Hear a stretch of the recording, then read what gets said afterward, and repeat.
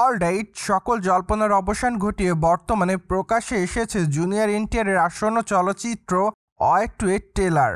যদিও টেলারটি অবশ্য প্রকাশ্যে আসার পর দর্শকদের কাছ থেকে চলচ্চিত্রের নির্মাতা সংশ্লিষ্টরা ব্যাপক আকারে প্রশংসা অর্জন করছে, কেননা চলচ্চিত্রের ব্যবহৃত ভিএফএক্স এবং চলচ্চিত্রের অ্যাকশন দৃশ্যগুলো দর্শকদের কাছে নজর কাড়ার মতোই ছিল।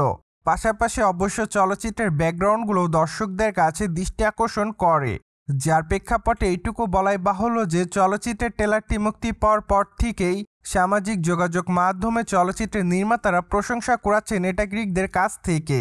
অন্যদিকে চলচ্চিত্রের পর্দায় জুনিয়র এনটিআরের সঙ্গে ঋত্বিক রোশনের অ্যাকশন দৃশ্যগুলো সত্যি কথা বলতে এক কথায় অসাধারণ ছিল। পাশাপাশি অবশ্য কিয়ারা আদবানিকে যেমনটা দেখা গিয়েছে বোল্ড অবতারে, ঠিক তেমনি দেখা গিয়েছে অ্যাকশন দৃশ্য পারফরমেন্স করতে। এমনকি ঋত্বিক রোশনের সঙ্গে তাকে অবশ্য অ্যাকশন সিকুয়েলেও কাজ করতে দেখা যায়।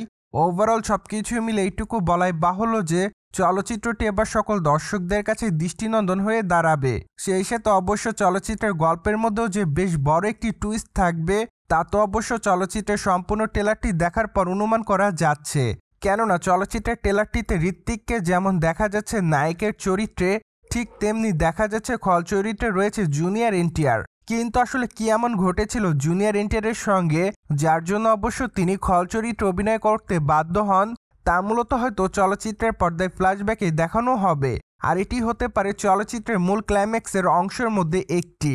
যাই হোক, জুনিয়র এনটিআরের ক্লাইম্যাক্সটি যে দর্শকদের কাছে দৃষ্টিনন্দন হবে তা তো অবশ্য চলচ্চিত্রের ট্রেলারটি প্রকাশ্যে আসার পর থেকে অনুমান করা যাচ্ছে।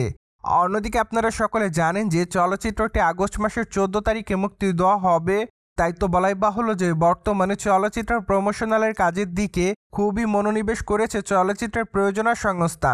তাই তো চলচ্চিত্রের প্রমোশনালের কাজের অংশ হিসেবে চলচ্চিত্রের ট্রেলারটি বর্তমানে মুক্তি দিয়েছে চলচ্চিত্রের নির্মাতা সংশ্লিষ্টরা, যা অবশ্য প্রকাশ্যে আসার পর ঋত্বিক থেকে শুরু করে জুনিয়র এনটিআরের ভক্তদের মধ্যে ব্যাপক আকারে দর্শকদের কাছ থেকে প্রশংসা পাচ্ছে তারা সকলেই। এমনকি কিয়ারা আদবানির দর্শকদের কাছে ওই নায়িকা প্রশংসা অর্জন করবে, কেননা চলচ্চিত্রের পর্দায় তাকে এবার অ্যাকশন মোডেই দেখা যাবে বেশিরভাগ সময়।